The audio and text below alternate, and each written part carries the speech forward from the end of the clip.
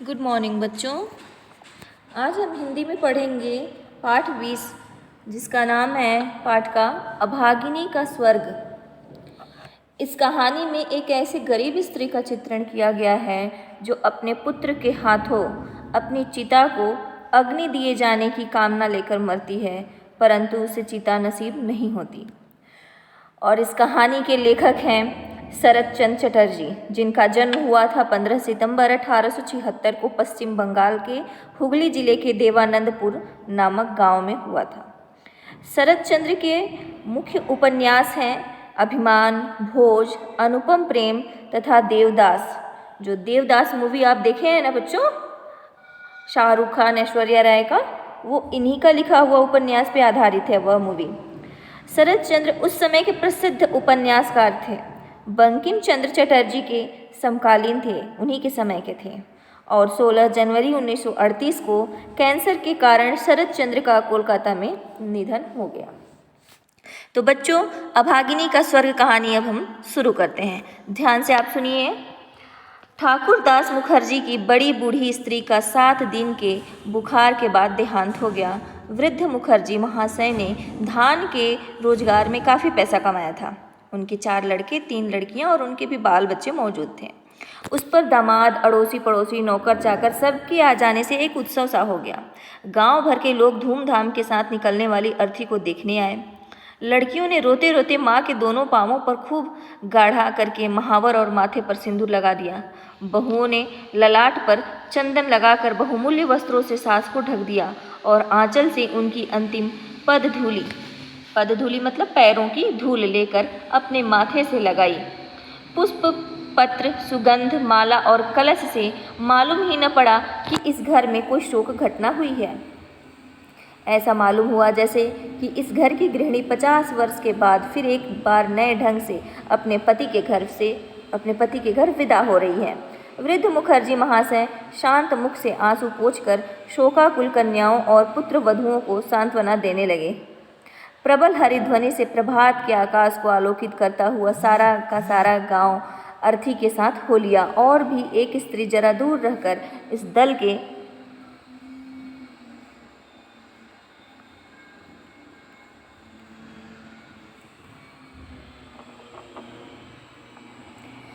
के साथ होली। वह थी कंगाली की माँ। वह अपनी कुटिया के आंगन में फले हुए कुछ बैंगन तोड़कर हाट में बेचने जा रही थी कि इस दृश्य को देखकर उससे फिर हिला न गया। उसका हाट जाना रह गया। उसके आंचल में बंधे बैंगन जैसे के तैसे रह गए। वह अपने आंसू पोंछती हुई सबके पीछे पीछे स्मशान में जा पहुंची, जहाँ पे डेड बॉडी को जलाया जाता है ना, स्मशान में, वहाँ पे। गांव के बाहर गरुड़ नदी के किनारे श्मशान है। वहाँ पहले ही लकड़ी के बोझे, चंदन के टुकड़े, घी, मधु, धूप, राल आदि उपकरण संचित हो चुके थे। कंगाली की माँ छोटी जात की थी। दूल्हे की लड़की होने से उसे जाने की हिम्मत न हुई। दूर से ही ऊंची ढेरी पर खड़ी वह अंत्येष्टि क्रिया शुरू से लेकर आखिर तक उत्सुक आग्रह के साथ टकटकी बांधे देखने लगी। ठीक, अंत्येष्टि मतलब अंतिम संस्कार। प्रशस्त और पर्याप्त चिता पर जब शव रखा गया तब उसके महावर से रंगे दोनों पैरों को देखकर उसकी दोनों आंखें तृप्त हो गईं। उसका मन होने लगा कि दौड़कर पहुँचे और पांवों से एक बूंद महावर पोंछकर माथे से लगा ले। अनेक कंठों की हरिध्वनि के साथ जब पुत्र के हाथ की मंत्रपूत अग्नि से चिता जलने लगी तब उसकी आंखों से आंसुओं की झड़ी बंध गई। मन ही मन वह बार बार कहने लगी, भाग्यवती, तुम सुरग को जा रही हो, मुझे आशीर्वाद करती जाओ जिससे मैं भी इसी तरह कंगाली के हाथ की आग पा सकूं। लड़के के हाथ की आग यह तो कोई मामूली बात नहीं। पति, पुत्र, कन्या, नाती, नातिनी, दास, दासी, परिजन सबके सामने यह जो स्वर्गारोहण हो रहा है उसे देखकर उसकी छाती फटने लगी। इस सौभाग्य की मानो वह कोई गिनती ही न कर सकी। प्रज्वलित चिता का लगातार उठता हुआ जोर का धुआं नीले रंग की छाया फेंकता घूम घाम कर आकाश की ओर उड़ता जा रहा था। कंगाली की माँ उसी में एक छोटे से रथ की मूर्ति मानो स्पष्ट दिखाई दी। उस रथ के चारों तरफ कितने ही चित्र अंकित हैं। उसकी चोटी पर तरह तरह की लताएं और पत्तियां लिपटी हुई हैं। उसके भीतर न जाने कौन बैठा है, चेहरा उसका पहचानने में नहीं आता, परंतु माथे पर उसके सिंदूर की रेखा और पांवों में महावर लगा हुआ है। ऊपर की ओर देखते देखते कंगाली की माँ की आंखों से आंसुओं की धारा बह रही थी। इतने में 14-15 साल का एक लड़का उसकी धोती का पल्ला खींचता हुआ बोला, तू यहाँ खड़ी है अम्मा, रोटी नहीं बनाएगी? माँ चौंक गई और उसकी तरफ मुड़कर देखा, कहा, बनाऊंगी रे। इसके बाद सहसा ऊपर की ओर उंगली दिखाकर व्यग्र स्वर में कहा, व्यग्र मतलब व्याकुल, देख देख बेटा, ब्राह्मण माँ जी रथ में चढ़ के सुरग को जा रही हैं। लड़के ने आश्चर्य के साथ मुंह उठाकर कहा, कहाँ? कुछ देर तक अच्छी तरह देखभाल कर वह फिर बोला, तू पगली हो गई है माँ, वह तो धुआं है। इसके बाद वह गुस्सा होकर बोला, दोपहर तो हो गई, मुझे भूख नहीं लगती होगी क्या? और साथ साथ माँ की आंखों में आंसू देखकर बोला, बामनी, माँ मरी है तो तू क्यों रोए मरती है माँ? कंगाली की माँ को अब होश आया। दूसरे के लिए श्मशान में खड़ी होकर इस तरह आंसू बहाने से वह स्वयं मन ही मन लज्जित हुई। यहाँ तक कि लड़के के अकल्याण की आशंका से दूसरे ही क्षण आंखें पोंछकर जरा हंसने की कोशिश करती हुई बोली, रोंगी क्यों रे? आंखों में धुआं लग गया था इसी से। हाँ हाँ, धुआं तो लगा ही है, तू रो रही थी बिल्कुल। माँ ने फिर कोई प्रतिवाद मतलब कोई विरोध नहीं किया। लड़के का हाथ पकड़कर घाट पर गई, खुद भी नहाई और कंगाली को भी नहलाया, फिर घर लौट गई। श्मशान संस्कार को अंत तक देखना उसके भाग्य में न बदा था। कंगाली की माँ को पैदा करने के बाद ही उसकी माँ मर गई थी, लिहाजा बाप गांव में मछली पकड़ता फिरता था। उसने न तो दिन देखा और न रात देखी। फिर भी यह छोटी सी अभागिनी किसी दिन कंगाली की माँ होने के लिए कैसे जिंदा बची रही थी। सचमुच यह एक आश्चर्य की बात है। जिसके साथ उसका ब्याह हुआ उसका नाम था रसिक बाघ। उस बाघ की एक और बाघिन थी, उसे लेकर वह दूसरे गांव चला गया और अभागिनी अपने अभागे और बच्चे कंगाली को लेकर उसी गांव में पड़ी रही। मतलब उसकी एक और पत्नी थी, उसे लेकर वह दूसरे गांव में चला गया और जो कंगाली थी उसका एक बच्चा भी हो गया और वह उसी गांव में बेचारी पड़ी रही। उसका वह कंगाली आज बड़ा हो गया है, उसके बच्चे का नाम था कंगाली ना, और 15वें में चल रहा, 15वें वर्ष का था। फिलहाल उसने बेंत का काम सीखना शुरू कर दिया है। अभागिनी को आशा होने लगी कि और भी साल भर तक अगर वह अभागे के साथ जूझ सकी तो उसका दुख दूर हो जाएगा। उसका यह दुख क्या और कैसा है सो तो जो देखने वाले हैं उनके सिवा और कोई भी नहीं जानता। कंगाली तालाब से अचवन का मतलब क्या होता है? जल पीना। अचवन करना कहते हैं ना, तो जल पीना। कंगाली तालाब से जब जल पी कर करके आया तो देखा कि उसकी थाली का बचा हुआ सामान माँ एक बर्तन में ढककर रख रही है। उसने आश्चर्य के साथ पूछा, तैने नहीं खाया माँ? तो उसकी माँ बोलती है, बहुत अबेर हो गई है बेटा, भूख नहीं रहती। आप लोग अबेर बोलते हैं ना कभी कभी, तो अबेर मतलब देर हो गई है। लड़के ने विश्वास नहीं किया, बोला, हाँ भूख तो जरूर नहीं होगी, कहाँ देखूं तेरी हंडिया। इस छल से बहुत दिनों से माँ उसे धोखा देती आई है। इसी से आज उसने हंडिया देख के छोड़ी। उसमें और एक के लायक भात था, मतलब एक लोग और खा सकता था। तब वह प्रसन्न मुख से माँ की गोदी में जाकर बैठ गया। इस उम्र के लड़के साधारणतः ऐसा नहीं करते, किंतु बचपन ही से अक्सर बीमार रहने के कारण माँ की गोद के सिवा बाहर के साथी संगियों के साथ खेलने का उसे मौका ही नहीं मिला, तो माँ की गोद में ही रहता था। तो 15-16 वर्ष का भी होने चला, फिर भी उसे वो नहीं लगा कि मतलब कि इतना बड़ा हो गया हूँ तो माँ की गोद में क्यों बैठूँ, है ना। लेकिन अक्सर बेचारा बीमार रहता था और साथी संगियों के साथ खेलता नहीं था, तो माँ की गोद की भी उसको आदत थी। यहीं बैठकर उसे खेल कूद का अपना शौक मिटाना पड़ा है। एक हाथ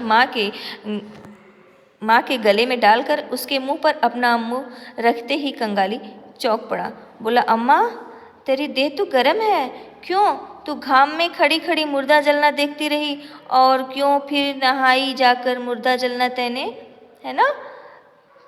घाम का मतलब धूप, है ना। माँ ने चट से लड़के का मुंह दबाकर कहा, छी बेटा, मुर्दा जलना नहीं कहते, पाप लगता है। सती लक्ष्मी माँ महारानी रथ में चढ़कर सुरग को गई हैं। सुरग मतलब स्वर्ग को गई हैं। लड़के ने संदेह करके कहा, तेरे पास वही एक बात है, रथ में चढ़कर कोई कहीं सुरग को जाता है?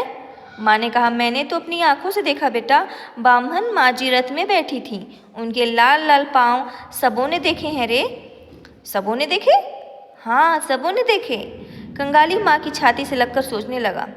माँ का विश्वास करना ही उसका अभ्यास था, विश्वास करना ही उसने बचपन में सीखा था। आप भी अपने माँ के बात का विश्वास करते हैं ना बच्चों, उसी तरह से वह भी अपनी माँ के बात का विश्वास कर लिया कि सच में ऐसा हुआ। जब उसकी माँ कह रही है सबों ने अपनी आंखों से इतनी बड़ी घटना देखी है, तब अविश्वास करने की कोई बात ही नहीं रही। थोड़ी देर बाद उसने आहिस्ते आहिस्ते कहा, माँ तब तो तू भी सुरग को जाएगी। बिंदु की माँ उस दिन राखाल की बुआ से कह रही थी, कंगाली की माँ जैसी सती लक्ष्मी दूल्हों में और कोई नहीं है। कंगाली की माँ चुप बनी रही। कंगाली उसी तरह धीरे धीरे कहने लगा, बापू ने जब तेरे को छोड़ दिया था तब कितने जनों ने निकाह करने के लिए तेरी खुशामद की थी, लेकिन तैने कहा नहीं, है ना, निकाह मतलब शादी विवाह ना, लेकिन तैने कहा नहीं। तू बोली कंगाली बना रहेगा तो मेरा दुख दूर हो जाएगा, फिर निकाह क्यों करूं? अच्छा अम्मा, तू निकाह करती तो मैं कहाँ जाता? मैं शायद भूखों मर जाता। माँ ने लड़के को दोनों हाथों से छाती से चिपका लिया। वास्तव में उन दिनों उसे ऐसी सलाह कम लोगों ने नहीं दी थी, और जब इसके लिए किसी भी तरह राजी नहीं हुई तब इस पर उसकी उधमबाजी भी कम नहीं हुई। इस बात को याद करके अभागिनी की आंखों से आंसू गिरने लगे। लड़के ने हाथ से माँ के आंसू पोंछते हुए कहा, कंथड़ी बिछा दूँ माँ, सोएगी? कंथड़ी मतलब कथरी, लेवा जो कई कपड़ों को मिलाकर सिल दिया जाता है ना, तो उससे कंथड़ी बनता है। कथरी, कथरी, लेवनी, लेवा, इस तरह इसको बोलते हैं ना बच्चों। सोएगी माँ? तो क्योंकि वो बेचारी गरीब थी ना, तो उसके यहाँ रजाई गद्दा नहीं था, वो कथरी पर ही सोती थी। माँ चुप रही। कंगाली ने चटाई बिछाई, उस पर कंथड़ी बिछा दी। माचे के ऊपर, माचा मतलब मचान, माचे के ऊपर से वह छोटा तकिया उठा के ले आया। माँ का हाथ पकड़कर उस पर सुलाने ले चला। तब माँ ने कहा, कंगाली आज तू काम पर मत जा, रहने दे। काम पर नागा करने का प्रस्ताव कंगाली को बहुत ही अच्छा लगा। नागा मतलब अनुपस्थिति करना, है ना, अब्सेंट रहना। मगर बोला, फिर जलपान के 2 पैसे नहीं मिलेंगे माँ? मत मिलने दे, आ तुझे कहानी सुनाऊं, उसकी माँ बोलती है। अधिक लोभ न दिखाना पड़ा। कंगाली माँ की छाती से लगकर पड़ा रहा और बोला, सुना माँ, राजकुमार कोतवाल बेटा और वह पक्षीराज घोड़ा वाली कहानी सुना। अभागिनी ने राजकुमार कोतवाल पुत्र पक्षीराज घोड़े से कहानी शुरू कर दी। ये सब उसकी बहुत दिनों की सुनी हुई और बहुत दिनों की कही हुई कहानियाँ थीं, परंतु कुछ ही क्षण बाद कहाँ गया उसका राजकुमार और कहाँ गया कोतवाल का बेटा। उसने ऐसी कहानी शुरू कर दी जो दूसरे से सीखी हुई नहीं थी, उसकी अपनी रचना थी। जैसे जैसे उसका बुखार बढ़ने लगा, माथे में ज्यों ज्यों गर्म खून का दौरा जोर का होने लगा, त्यों त्यों मानो वह नई नई कहानियों का इंद्रजाल रचती चली गई। इंद्रजाल मतलब जादू। भय, डर, विस्मय मतलब चकित, और पलक के मारे मानो वह जोर से माँ के गले से लगकर उसकी छाती में समा जाने लगा। बाहर दिन डूब चुका था। सूर्य के अस्त होते ही संध्या की म्लान छाया, म्लान मतलब दुर्बल कमजोर छाया, धीरे धीरे गाढ़ी होकर चारों ओर व्याप्त हो गई, फैल गई। परंतु घर के भीतर आज दिया नहीं जला। गृहस्थ का अंतिम कर्तव्य पालन करने के लिए कोई नहीं उठा। निविड़ अंधकार, निविड़ मतलब घना अंधकार, है ना, बहुत बड़ा मतलब एकदम काला अंधकार, घना अंधकार में रुग्ण माता, रुग्ण मतलब कमजोर या नहीं बीमार, कमजोर नहीं बीमार माता का बाधाहीन गुंजन निस्तब्ध पुत्र के कानों में सुधा बरसाता चला गया, मतलब अमृत बरसाता चला गया। वह श्मशान और यात्रा की कहानी थी। वही रथ, वही महावर से रंगे लाल लाल पाँव, वही उसका स्वर्ग जाना।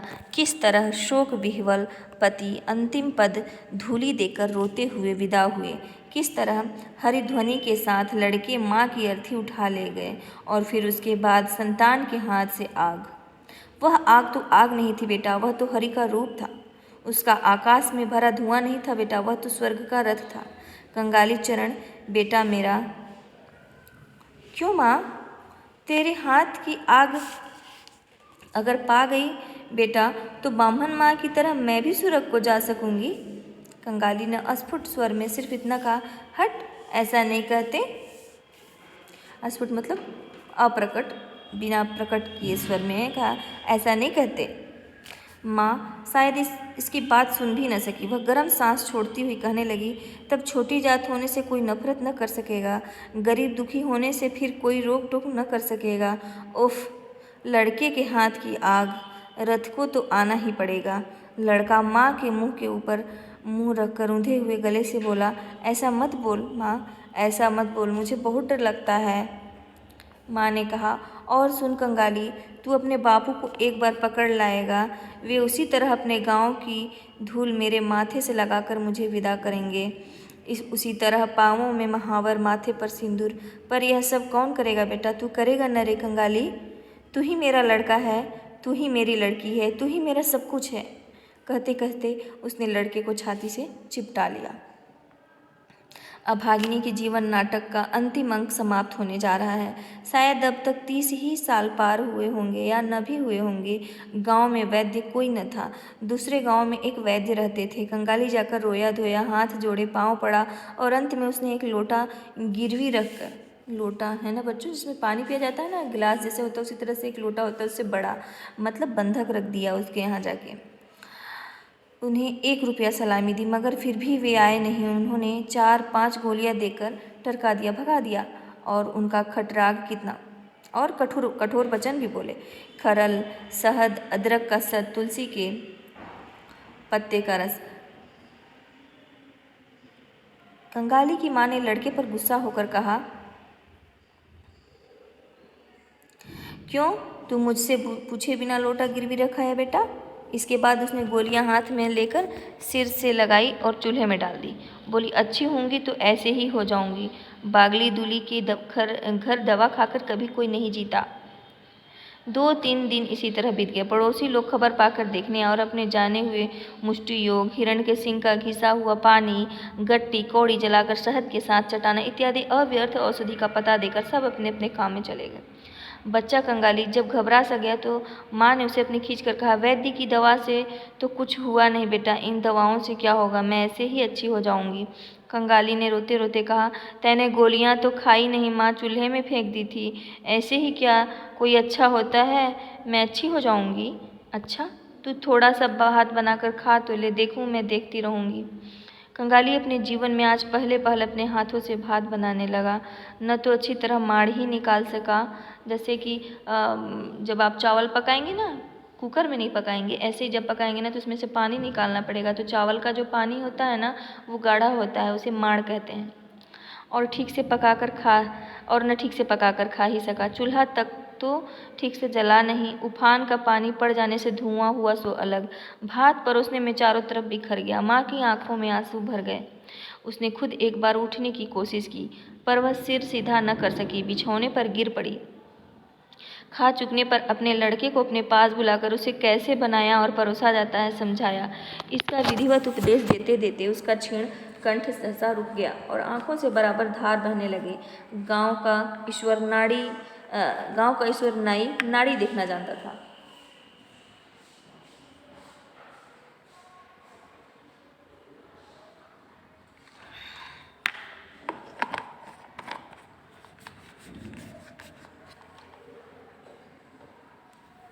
गांव का ईश्वर नाई नाड़ी देखना जानता था। दूसरे दिन वह आया और हाथ देखकर उसी के सामने चेहरा गंभीर बनाकर एक दीर्घ स्वर, मतलब लंबा सांस छोड़कर लंबा सांस लिया और अंत में सिर हिलाकर उठकर चल दिया। कंगाली की माँ इसका अर्थ समझ गई, मगर उसे जरा भी डर नहीं हुआ। सबके चले जाने पर उसने लड़के से कहा, एक बार उन्हें बुला ला सकता है बेटा? किसको? वही रे, उस गांव को जो चले गए हैं। कंगाली समझकर बोला, बापू को। अभागिनी चुप रही। कंगाली ने कहा, वे क्यों आने लगे माँ? अभागिनी खुद ही काफ़ी संदेह था, फिर भी उसने धीरे से कहा, जाकर कहना माँ सिर्फ तुम्हारे पैरों की जरा धूल चाहती है। वह उसी वक्त जाने को तैयार हो गया। माँ ने फिर भी उसका हाथ पकड़कर कहा, जरा भी रोना धोना नहीं बेटा, और कहना माँ जा रही है। जरा ठहर कर फिर बोली, उधर से लौटते वक्त नाइन भाभी से थोड़ा सा महावर लेते आना बेटा, मेरे नाम लेने से ही वह दे देगी। मुझसे बड़ा मेल मानती है वह, मेल उससे बहुत तेरी मानती है, इसमें शक नहीं। बुखार होने के बाद कंगाली ने अपनी माँ के मुंह से इन सब चीज़ों की बात इतनी बार और इतनी तरह से सुनी है कि वह वहीं से कांपता हुआ रवाना हुआ। दूसरे दिन रसिक दूल्हे समयानुसार जब आ पहुँचा तब अभागिनी को उतना होश नहीं था। मुंह पर मृत्यु की छाया पड़ चुकी है। आंखों की दृष्टि इस संसार का काम पूरा करके न जाने कहाँ किस अनजान देश को चली गई है। कंगाली ने रोते हुए कहा, अम्मा रे, बापू आए हैं, पाँव की धूल लेगी ना? माँ शायद समझी हो या न समझी हो, या हो सकता है कि उसकी गहराई तक संचित वासना ने संस्कार के समान उसकी ढकी हुई चेतना पर चोट पहुँचाई हो। उसकी माँ मर गई थी। इस मृत्यु पथ के यात्री ने अपना कमज़ोर कांपता हुआ हाथ बिस्तर के बाहर निकालकर पसार दिया। रसिक हतबुद्धि की तरह खड़ा रहा, बेसुध मतलब घबराया हुआ खड़ा रहा। यह उसकी कल्पना से बाहर की बात थी कि संसार में उसके भी पाँव की धूल की ज़रूरत हो सकती है, उसे भी कोई चाह सकता है। बिंदु की बुआ खड़ी थी। उसने कहा, बेटा ज़रा पाँव की धूल हाथ से लगा दो। रसिक आगे बढ़ाया। अपने जीवन में उसने कभी जिस स्त्री से प्रेम नहीं किया, अन्न वसन नहीं दिया, न अन्न दिया, न वस्त्र दिया, कोई खोज खबर नहीं ली, मरते समय उसे सिर्फ जरा पाँव की धूल देते हुए वह रो पड़ा। राखाल की माँ ने कहा, ऐसी सती लक्ष्मी स्त्री ब्राह्मण कायस्थों के घर न पैदा होकर दुलों के घर क्यों पैदा हुई? अब उसकी जरा गति सुधार दे बेटा। कंगाली के हाथ की आग के लोभ से बेचारी ने प्राण दे दिए।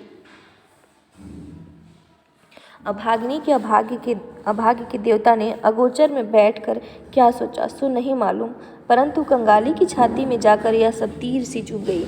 उस दिन का दिन तो कट गया, पहली रात भी कट गई, पर सवेरे के लिए कंगाली की माँ प्रतीक्षा न कर सकी।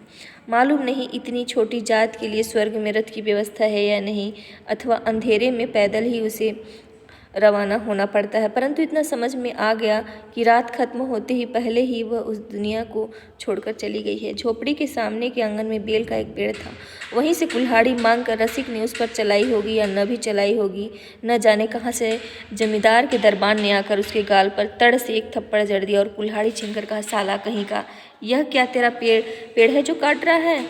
रसिक गाल पर हाथ फेरने लगा। कंगाली रुआंसा सा होकर बोला, वाह, वह तो मेरी अम्मा के हाथ का रोपा हुआ पेड़ है। दरबान जी, बापू को तुमने झूठ मूठ क्यों मार दिया? दरबान ने उसे भी एक न सुनने लायक गाली देकर मारना चाहा, पर वह अपनी मरी हुई अम्मा के पास बैठा था, इसलिए छूत के डर से उसने छुआ नहीं।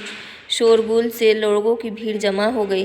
किसी ने भी इस बात से इनकार नहीं किया कि बिना पूछे रसिक का पेड़ काटना अच्छा नहीं हुआ। वे फिर भी दरबान साहब के हाथ जोड़ने और पैरों पड़ने लगे कि वे मेहरबानी करके हुक्म दे दें, कारण बीमारी के समय जो भी कोई आया था उसी से कंगाली की माँ ने अपनी अंतिम अभिलाषा कह दी थी। मगर दरबान इन सब बातों में आने वाला नहीं था। उसने हाथ मुँह हिलाते हुए कहा, यह सब चालाकी हमारे सामने नहीं चल सकती। जमींदार स्थानीय रहने वाले थे। गांव में उनकी एक कचहरी है, गुमास्ता मतलब एजेंट के रूप में जो कार्य करने वाला कर्मचारी होता है ना, उसे गुमास्ता कहते हैं। लोग जिस समय दरबान से व्यर्थ अनुनय विनय कर रहे थे, कंगाली उसी समय बेतहासा दौड़ता हुआ एकदम कचहरी में जा पहुंचा। उसने लोगों के मुंह से सुन रखा था, पियादे लोग घूस लेते हैं, इसलिए उसे निश्चय विश्वास था कि इतने बड़े असंगत अत्याचार की बात मालिक के कान तक पहुंचा दे तो इसका कोई प्रतिकार हुए बिना नहीं रह सकता। हाय रे अनभिज्ञ, मतलब जो नहीं जानता उसे अनभिज्ञ। बंगाल के जमींदार और उनके कर्मचारियों को वह पहचानता न था। मातृहीन बालक शोक और उत्तेजना से उद्भ्रांत मतलब चक्कर खाया हुआ, हैरान होकर एक बारगी ऊपर चढ़ता चला आया था। उधर राय हॉल की संध्या पूजा और थोड़ा सा जलपान करके बाहर आकर बैठे थे। विस्मित और क्रुद्ध होकर बोले, कौन है? वह बोला, मैं हूँ कंगाली, दरबान जी ने मेरे बाप को मारा है। वह बोला, अच्छा किया है, हरामजादे ने लगान न दिया होगा। कंगाली ने कहा, नहीं बाबू साहब, बाबू पेड़ काट रहे थे, मेरी अम्मा मर गई है। कहते कहते वह अपनी रुलाई को रोक न सका, रो दिया। सवेरे ही इस तरह की रोआ पोंकी से अधर बहुत ही नाराज हो उठे। छोकरा मुर्दा छूकर आया है, मालूम नहीं यहाँ का भी कुछ छू छा दिया होगा। कड़क कर बोले, माँ मरी है तो जा नीचे जाकर खड़ा हो। अरे कौन है रे? यहाँ जरा गोबर पानी डाल दे। किस जात का लड़का है तू? कंगाली ने डर के मारे नीचे आंगन में उतर कहा, हम लोग दूल्हे हैं। अधर ने कहा, दूल्हे? अरे दूल्हे के मुर्दे के लिए लकड़ी की क्या जरूरत है रे?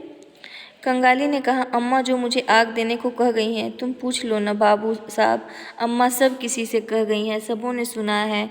माँ की बातें कहते हुए उसके क्षण क्षण के अनुरोध उपरोध सब एक साथ याद आन जाने से उसका कंठ मानो रुलाई के मारे फट जाने लगा। अधर ने कहा, अम्मा को जलाना चाहता है तो पेड़ के दाम 5 रुपये ले आ सकेगा? कंगाली जानता था कि यह असंभव, वह अपनी आंखों से देख आया था। उसके उत्तरीय खरीदने के लिए दाम चाहिए थे, सो बिंदु की बुआ उसकी भात खाने की थाली गिरवी रखने के लिए ले गई है। उसने गर्दन हिलाकर कहा, नहीं।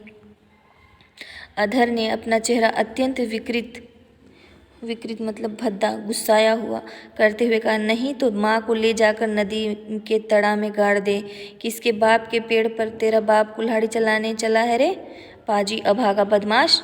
कंगाली ने कहा, वह तो हम लोगों के आंगन का पेड़ है बाबू साहब, वह तो मेरी अम्मा के हाथ का रोपा हुआ पेड़ है। हाथ का रोपा हुआ पेड़ है? पांडे, सुअर को गलबहिए दे के निकाल तो दो यहाँ से।